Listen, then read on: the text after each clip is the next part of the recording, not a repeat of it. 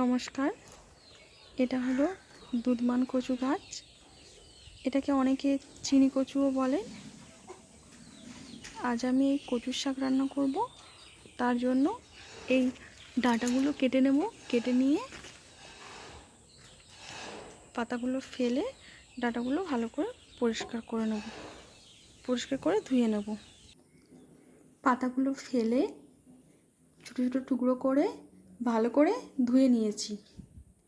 এবারে এই যে ওপরের যে এই ছোলাটা, এইটা ফেলে দিয়ে ছোট্ট ছোট্ট টুকরো করে কেটে নেব।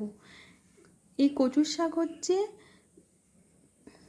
কেটে ধুলে জলের পরিমাণটা বেশি হয়, তাই জন্য সব সময় এটাকে এই ওপরের আঁশ শুদ্ধ পুরোটাকে ধুয়ে নিলে তাহলে রান্না করার সময় জলের পরিমাণটা কম হয়।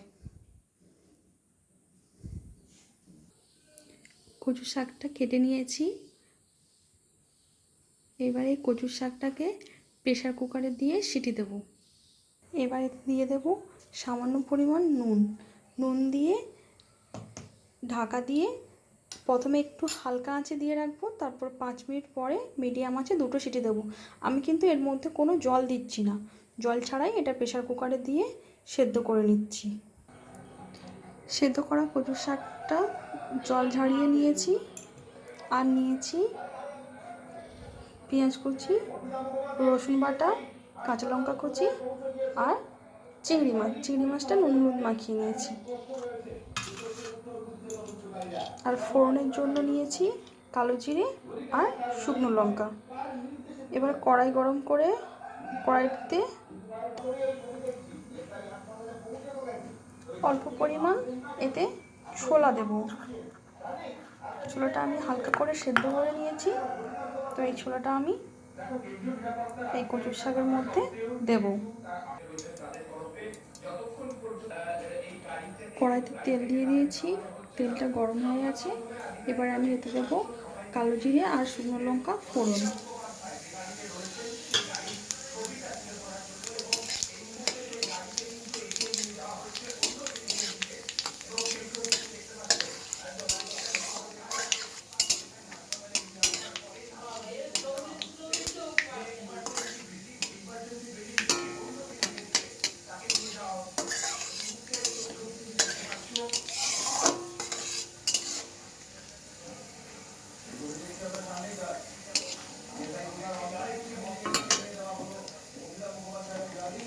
লঙ্কা ভাজা হয়ে গেছে। এবার এর মধ্যে দেব চিংড়ি মাছটা দিয়ে একটু ভেজে নেব।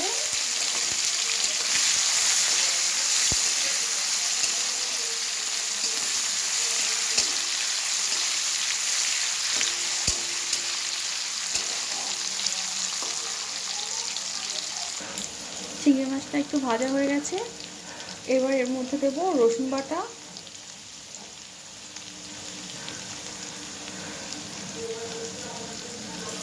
আর দেবো ছোলা, সেদ্ধ করা ছোলা।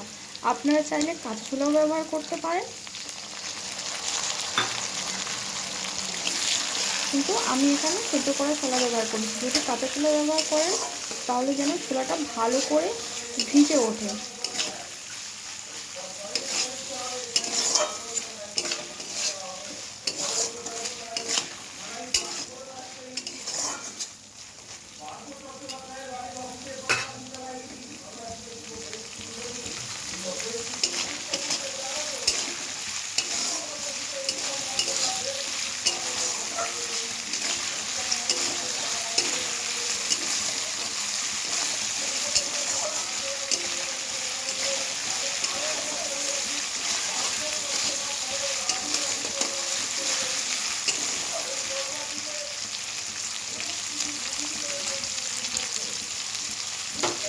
এবার এর মধ্যে দেবো লঙ্কা কুচি,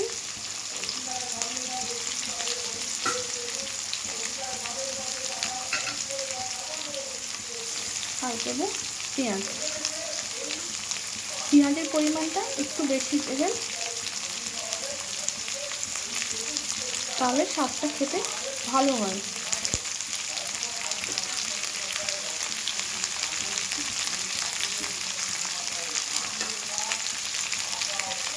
পেঁয়াজটা হালকা করে একটু ভেজে নেব।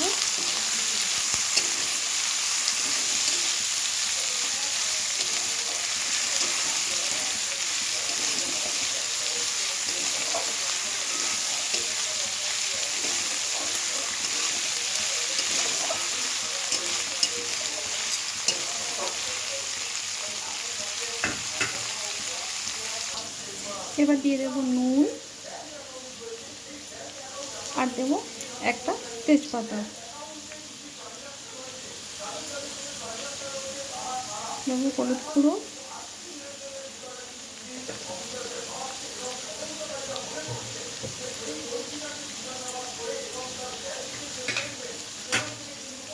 দিয়ে নামিয়ে নেব।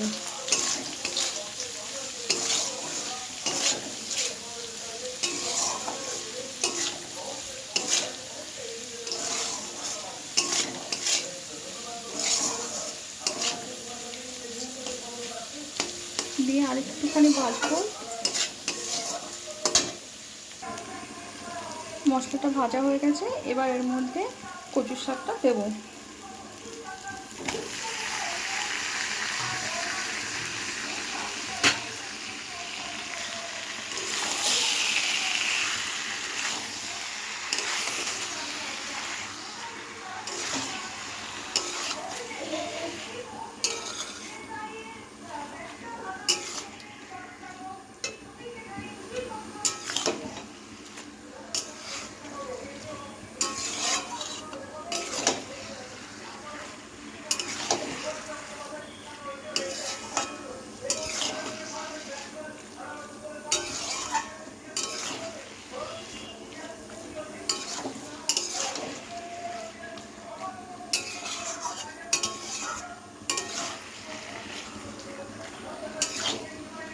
মিডিয়াম আঁচে কচুর শাকটা ভাজবো যতক্ষণ না কচুর শাকটা শুকনো শুকনো না হয়।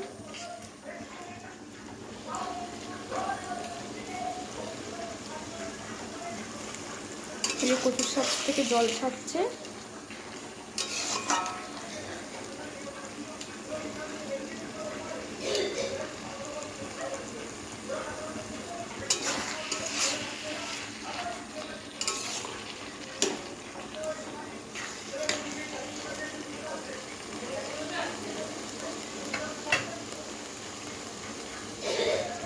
এই জলটা শুকিয়ে আসবে আর কচুর শাকটা শুকনো হয়ে যাবে।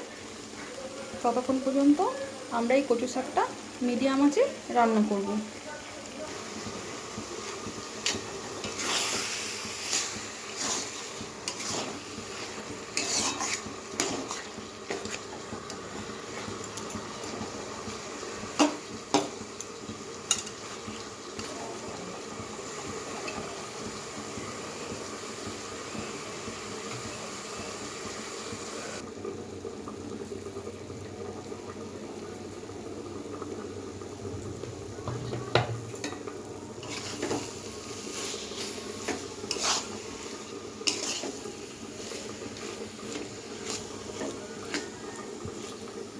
কচুর শাক হয়ে এসেছে,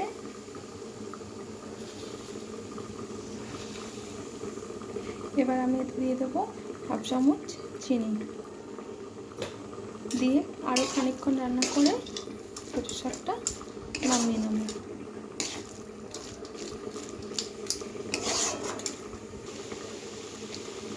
কচুর শাক রান্না হয়ে গেছে, এবার আমি কচুর শাকটা নামিয়ে নেব।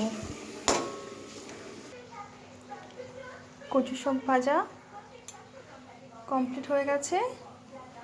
আশা করি আপনাদের ভালো লেগেছে।